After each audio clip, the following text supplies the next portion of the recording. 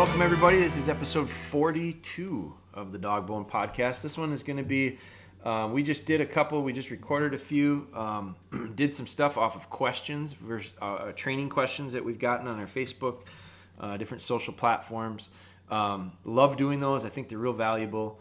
This one's going to be a little bit different. This one we're going to talk about something that's been going on that I've personally jumped into. It's been a real interesting thing for me. It's also, we're going to talk about another podcast that's kind of been a heavy influence and a heavy inspiration to me on it. It's regarding some of my personal dogs. The reason I'm going to talk about it is because I've gotten several messages about it. Folks didn't realize the different things that I actually do with my personal dogs. Our dogs, obviously, they shed hunt. We track with them. We use them as game recovery dogs. They're family dogs first. Our dogs live in the house with us. All of ours do. All of our clients' dogs do as well. We're training one right now, Bella, and Bella is going to be a gun dog.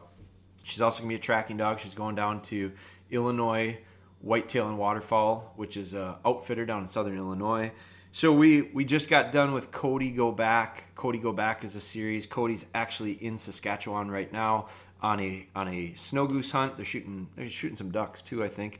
But they sent videos. They were shooting Canadian geese. They're shooting specks. They're shooting blues and snows. They're shooting all sorts of stuff. They flushed and shot some huns or something, chuckers of some sort. So some type of an upland bird. They used Cody to cast. Now remember, Cody's a pheasant dog. They shot a lot of birds over her last year, game farm birds, put over 750 birds out for her, and she flushed and picked the majority of those. So Cody's another dog that we trained, and we've built a lot of content around. My personal dogs, Ellie, we've taken her rabbit hunting, and we've videoed that and showed that through our social platforms. We hunted her with beagles. She worked off lead on heel. We let the beagles run the rabbits. We shot the rabbits, and Ellie made the retrieves. All these different things that we do with our dogs that aren't necessarily this core. I think, and I'm glad we get looked at as this core deer dog brand, because that's what we've built. We do spend a ton of time focusing on it. It's where our passion lies, is with deer, and we've got another brand named Hodag, and Hodag is completely a deer product. So it's a real important part, but I don't think people realized that the backstory with me is Upland and gun dogs. That was prior to doing the deer dog stuff, and that was like in college, and that was in high school, and I didn't do any of the shed training stuff until after. It was 12, 13 years ago. I don't want to age myself here. I am not 40 yet, but I'm damn close. But I grew up with golden retrievers, and the upland dog was like my thing, and I didn't know a damn thing about it, and ours weren't that good. But I thought they were great at the time. And I just think that's a real common thing. I think people think their dog's always the best until they realize, boy, they can get more out of them. So I'm going to talk about something that we've been doing, and we've documented it a lot recently, and it's 100% been inspired by outside influence. And so my parents live in northern Wisconsin. They've lived up there for a while. It's been something that's been on my heart a bit, is to get up there more, spend more time with them. They used to live 3 miles from me. Now they live 2 hours from me. And so we've got kids, and our family, I miss the interaction I had with my parents when they lived 3 miles away. So they live in Oneida County. They live up near Rhinelander, Wisconsin. And I never realized until the last 3 years, it's been 3 seasons now. This is the 3rd season. So I bought a over-under shotgun. This will be the 3rd year. So I bought it in 2017, fall of 2017. Something that I've wanted to own my entire life. Never had the resources to get one. Never had the reason to, never had the money to. And I finally said, you know what, I sold a couple of guns that I hate selling guns, but I had a bunch of muzzleloaders that I had won. I had a rifle that we were never going to use that I had won at a Whitetails Unlimited banquet. So I ended up selling them, and I used that money to buy a Browning Satori Upland Special, and I absolutely love it. It's been something I've wanted forever. I bought it because I said, if I buy the gun, maybe it'll force me to use the gun and get back into the grouse woods. My background with hunting grouse, or I like to call them partridge, my grandpa called them partridge, and I never heard anybody call it a grouse until I was in high school. I always heard them called partridge, but that was when I was living up north in Rhinelander, and it was just different then. And I hunted them a little bit, not much, didn't really know what I was doing. Buddies and I would walk a little bit. We had dogs that weren't that good. Occasionally we would find a bird. Occasionally we would hit a bird. Not very many. But I have great memories of it. And so recently, I started listening. I don't listen to a lot of podcasts, but I started listening to a podcast called Project Upland. And Project Upland, when I first started listening to it, was a couple years back now. They were talking almost exclusively. They were talking that what I listened to anyway was stuff that was partridge, grouse hunting. And I went, man, I miss the hell out of that. And I would really like to do it. And so that was when I started these wheels turning. Well, my shop happened to be next to at the time, our warehouse was next to a gun shop, Gus's Guns, that's called. It's a used gun place. I guess you can get new ones too, but they have a lot of used guns. And I went in there for about 3 times a week, looking for a shotgun, looking for a side-by-side or an over-under. And they happened to get a over-under in from someone's collection, this gun that they didn't even put it on the shelf. And he told me about it. He said, yeah, I might have one you're interested in. And I bought it. And I used it that year. I walked a little bit, did not flush a bird. But I was like, damn, I just kind of enjoyed the idea of getting out in the woods and doing this again. It reminded me a lot of being younger. And so I was really enjoying it. But I didn't know much about it. I've made a commitment. Last year, I didn't do it hardly at all, and I really regretted it because I feel like I just didn't take advantage of opportunities that I had. So this year, my parents have their place up north. We went in with my dad on this little cabin. My parents actually bought this little cabin with the idea of, you guys let us know if you like it, and if you do, maybe we talk about somewhere down the road, I maybe buy it from them. But they bought it as an investment, and so we were using this little cabin of theirs, and it's in the heart of, like, I didn't realize how good the hunting was there for partridge, for grouse, and woodcock. So Onyx Maps, and I don't want to plug shit because I just don't think this isn't that kind of podcast. We're not a sponsored thing. We're not going to turn it into commercials. But Onyx Maps is a partner of ours in some respects. Like, we've done some stuff with them for Licking Stick, for Hodag Licking Stick.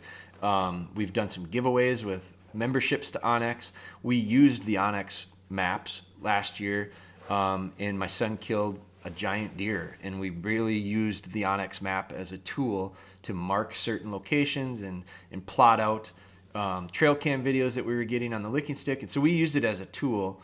It became very effective. Since then, I have started dabbling into the other things that I can use it for, and I didn't realize how valuable it was as a grouse hunter to have it. The amount of information I can get mapping wise, and I've actually found this fascination now with the idea of how much land there is available for me to hunt, whether it be county, national forest, American Legion forest, private land that's open to the public through MFL, lumber company land, timber company land. I mean, it's unbelievable, the opportunities that I did not realize I had. Wouldn't have known had I not just dug into it a little bit using these layers on these maps. I can turn a map on layer that's called Wisconsin Game Birds, which shows me overlays of cuts, aspen cuts, which obviously are our primary focus for a lot of people when they're hunting upland, grouse and woodcock. They're a key part of their ecosystem. So the more I'm learning, so back to Project Upland, I started listening to it and I'm just obsessed with it. I don't listen to all the episodes because some of them don't pertain to necessarily what I'm interested in. Some of them are more Western. It's not necessarily just grouse hunting in Midwest. It's quite a wide variety. I have started digging into more of the episodes of the shotgun stuff. Just listen to one with custom fitting shotguns, and listen to a few about history stuff with side-by-sides. And so some of that stuff is becoming more and more interesting to me. But the stuff that I've learned about the actual bird and how to hunt the bird effectively, both through some of the podcast stuff, but also through some of the articles. I don't join membership stuff. I got a membership because I'm going to get the magazine from them. Part of the reason I guess I'm doing it is because I really believe in their mission. And I'm a supporter of stuff I believe in. So I have put a lot of time and effort into it, and it's because I'm just enjoying it a lot. Now, that doesn't mean I'm not going to deer hunt. It's just I'm going to have to make some decisions with what I'm going to do with my time, though. And so there is only so much time. I love deer. I always will. I'm never going to fade away from that. I'm a bow hunter first. I just really enjoy everything about bow hunting. I'm not going to not bow hunt, but I am going to have to sacrifice a little bit of that time to commit to some of this stuff with the upland. And the thing about it, so there's a little backstory on it. The thing where it relates to this podcast is the training part of it. My dogs have been trained. Ellie, Spry, and Taylor all hunted with me this last weekend, and the dog work, again, if it weren't for dogs, I would have no interest in hunting these birds. I just don't.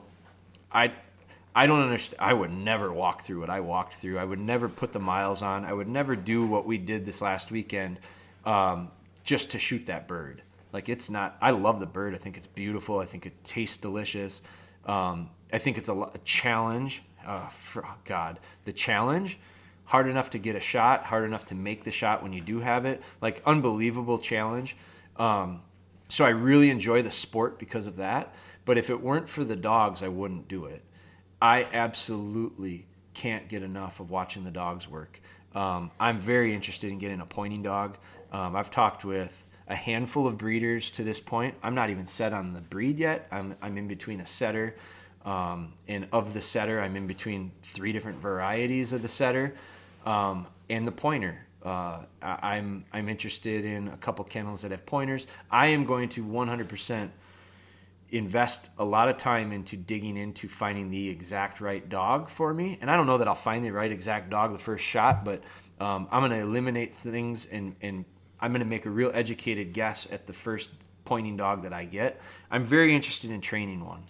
I'm very interested in the process of training one. I don't think I'm going to change much of the way I train my retrievers. Obviously, certain things will be different, but my approach to foundation won't be. I just don't think it matters. It's a bold statement, and I'm not done it yet. So if you're a pointer guy and you're listening to this, you're going to go, you're up for, try me. I had the same response from people when I brought in a Malinois Shepherd mix. You know how many people sent me messages and said, good luck. You're not going to be able to do it the way you do it with your labs. They're just totally different dogs. And I agree with them. They are completely different dogs. And I've changed the way I trained very little. And I had excellent results with that Shepherd Malinois mix. And I don't know that I'm gonna find out myself. Now it's a ways out. I mean, we're talking 2020, 2021, 21 probably is when I'm probably gonna look at the pointer. But in the meantime, I'm gonna hunt over them and I'm gonna dial down to figure out exactly which one I want.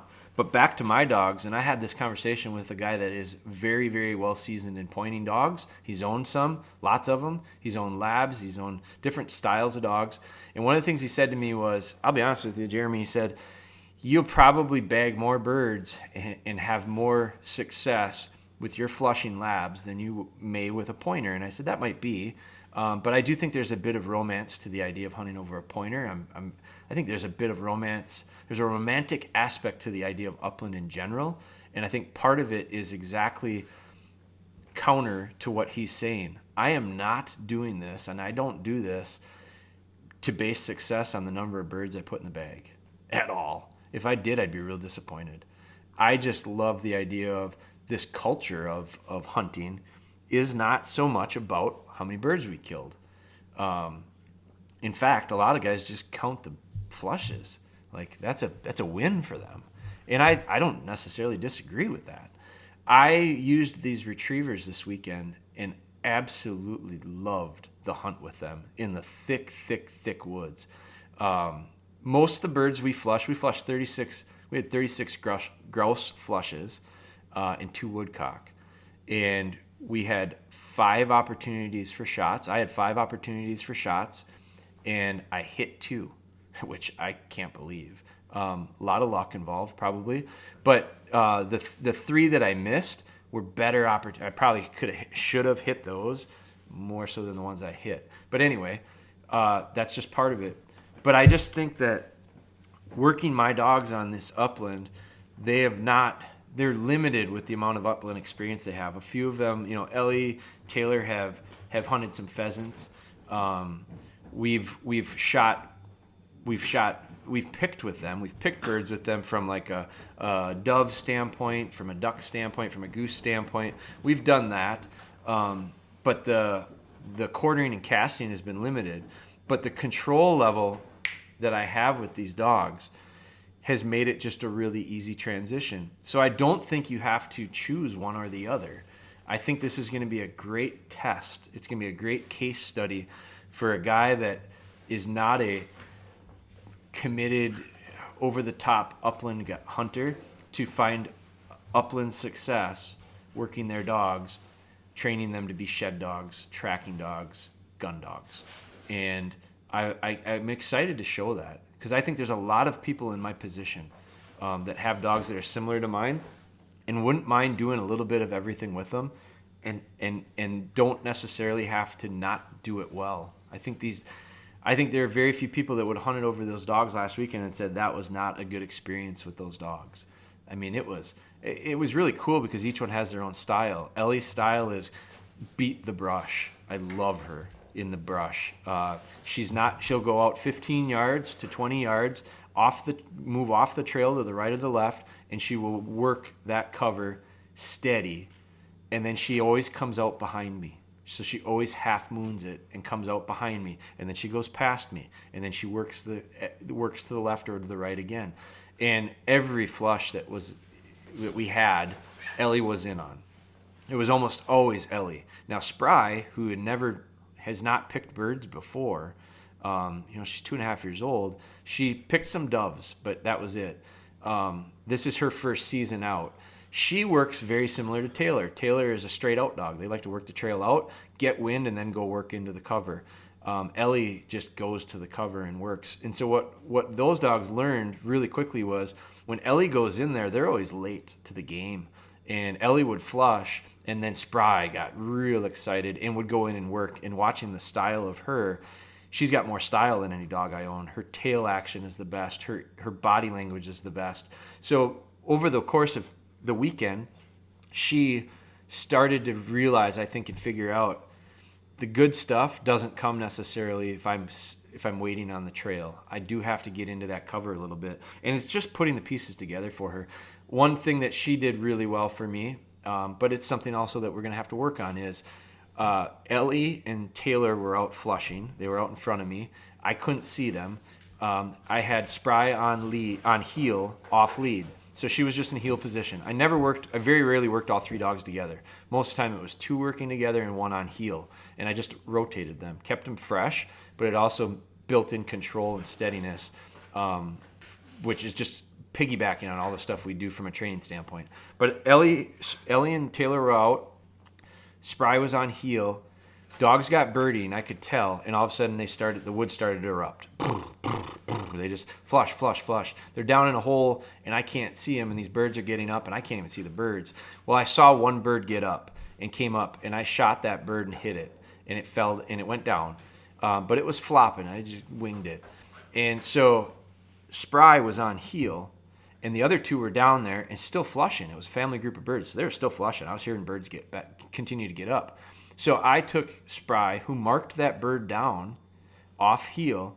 I lined her and sent her in, and she made a beautiful retrieve. I actually caught it at the end on Instagram on our story live, and she brought the bird back, and the bird was live, flopping in her mouth. And the one thing, so it went back to a lot of our core training of memory work, lining work, steady to heel, steady to flush, and that played out perfectly in the grouse woods for us.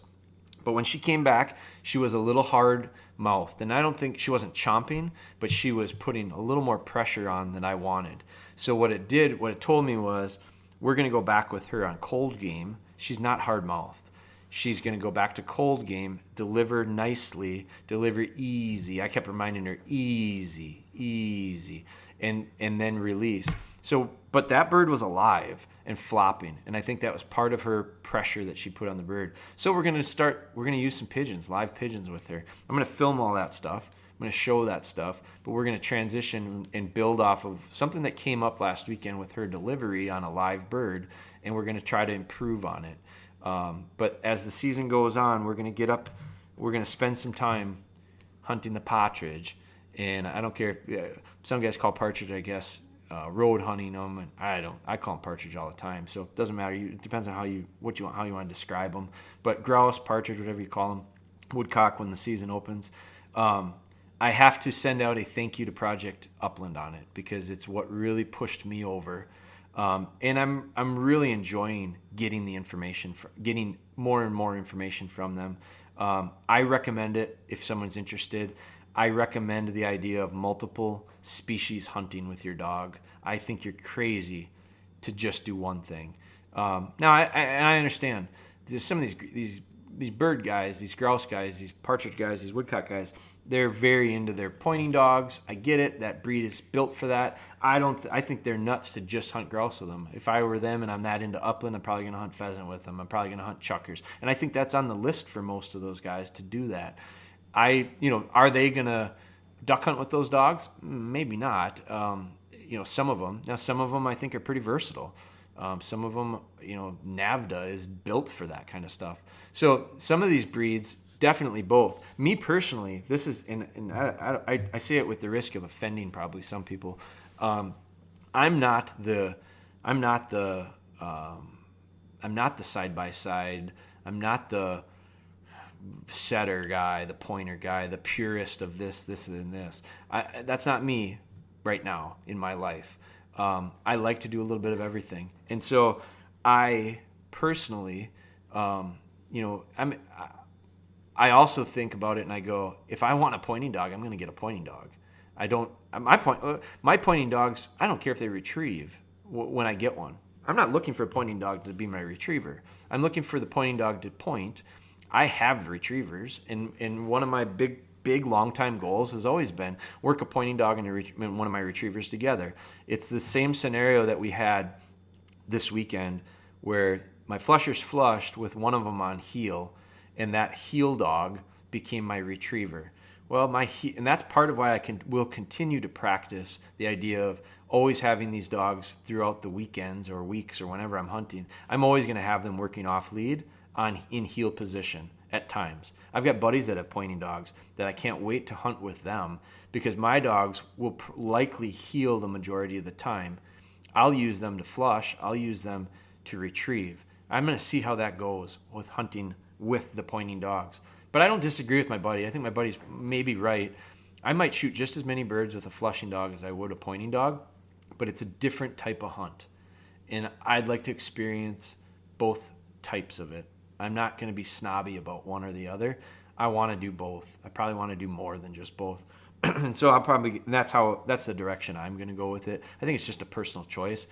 There's probably some purists that are going to say, man, you that's not the way this sport is. I'll tell you right now, there's a lot of ways to do things. And I don't think that, and that's one of the things that I've kind of appreciated with Project Upland as well is I don't get the feeling from them that they're going to put their nose up in the air to everybody else. I'd be the guy that they would, and I don't think that they would. So I appreciate that. I'm going to do it the way I do it, and I'm not going to measure. The guy that said to me, "You're going to probably put as many birds in the bag as you would with your flushing dogs." I'd stick with that.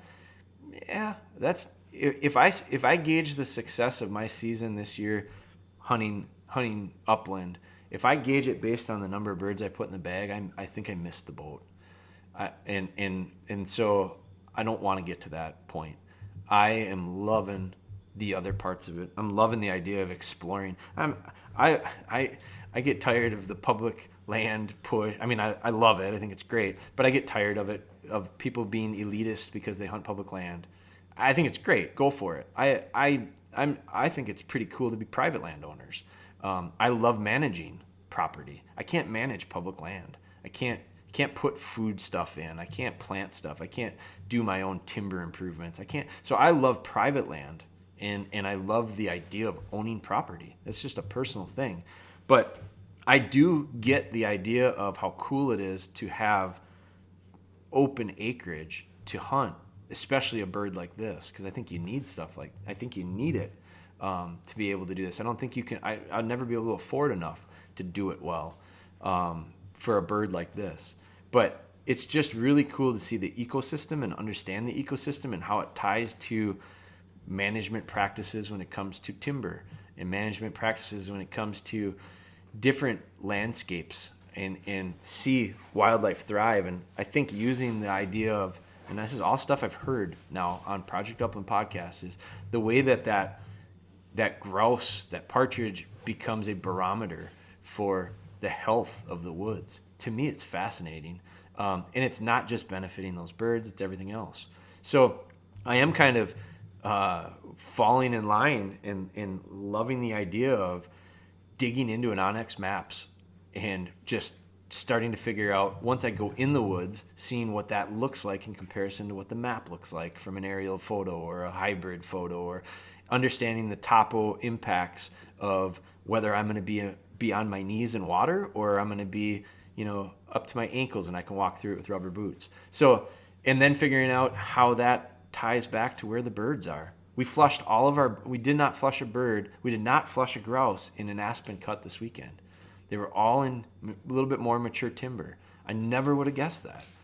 And so it was just real interesting. Well, after digging into it, it's all driven by food source. It's all driven by the way those birds are kind of grouped up right now. It's just where they kind of live when they've got families, young chicks, and they're raising them. Well, that's what I'm hunting right now. And later in the year, I think that we'll have to move. It'll change. But I shot a bird that's craw was full of helicopters from maples. Well, there's no maples in those clear cuts. There's no maples in those aspen cuts that are 10, 15, 20 years old. There's no helicopters there. It was all in the mature woods next to or close to aspens. We flushed a ton of birds out of an area that I never would have walked. I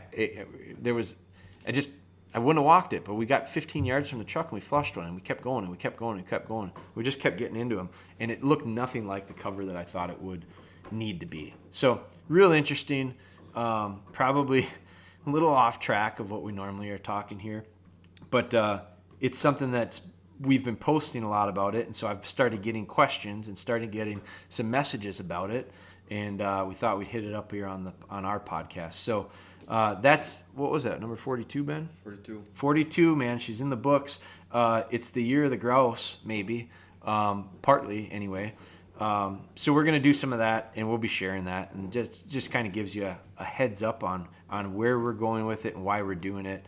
And maybe, I hope, inspiring in its own right, because I've been inspired, and if we can help one other person do it, I think it's a win. And it's just another plug for the future of our sport. But and I don't like, the public service messages are, we get them all the time. But one of the things I've picked up too, and not just from Project Upland, but a couple other groups that I've been following along with some of the grouse hunting stuff, just trying to educate myself, is the idea and the importance of of keeping the sport, keeping people involved in it.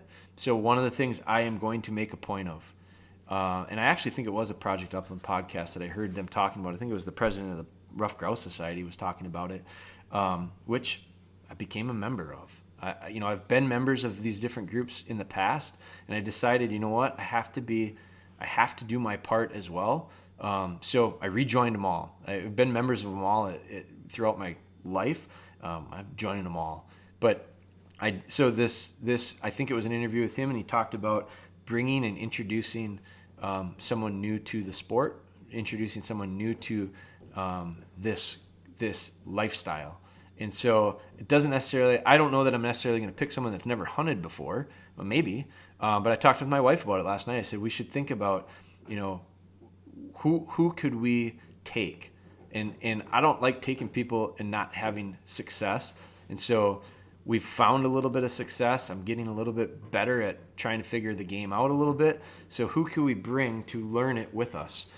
So I'm going to make a point of doing that, bringing someone that maybe has never grouse hunted before, maybe they've never hunted before, but we're going to do that. And that's in addition to our kids. Our kids are going to be doing it this year as well, and this will be the first time for them to experience it. But that's something we're going to make a point of too.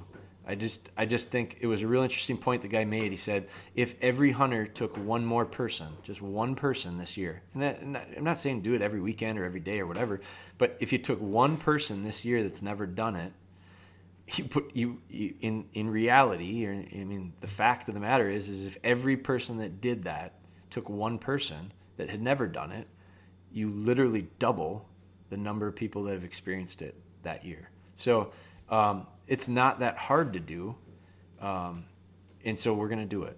But so that's it for 42. It's a tribute and a thank you and a plug. I will plug them. If you're interested in learning more about stuff like this, I do recommend Project Upland. I think it's a really cool thing that they're doing, inspirational to me anyway. And then with that, I've got another on my podcast list. I've got another topic that we're going to cover here, not right now, but we're going to record it in a future one, is resources. Because I can't tell you how much it means when I get messages from you guys that say, thank you. So many of them start, thank you so much for your content. Thank you so much for the podcast. Thank you. Like when I hear that, that's inspiration and motivation enough to keep doing them. But I want you guys to realize I find motivation and inspiration and knowledge through, it's not all inherent in me. I am constantly seeking it out. So I'm going to put together, we're going to probably do a podcast episode, and I'm going to make a list of the things that I think that I've dug into, I've used over the years as resources, and I want to pass that information on to you because I recommend it to you as well. They all serve different purposes, but we're going to be doing that. We're going to kind of, I don't want to turn it into a commercial. It's not going to be a commercial, but I'm going to share with you the stuff that I've used and the stuff that I've dug into and gotten information to help me do what we're doing now and get to where we're at right now. And it's not as simple as read this book and it'll work. It's read this book. There's a lot of good stuff in it, and then you got to be a practitioner. You're going to have to actually do some stuff. So, but I think getting as much. I want to give you guys as much information as I can, but I think there's outside stuff too that I can help point you in the right direction of. So that's going to come in the future. But thank you guys for listening. That one is in the books here, and we will continue to crank them out. Thank you for listening. Thank you for the support. Please leave us a review. Give us a rating if you would, and be sure to subscribe to this stuff so that you're getting the notifications when new stuff comes out. Thanks, and continue chasing your guys' passion as well. I know I'm going to.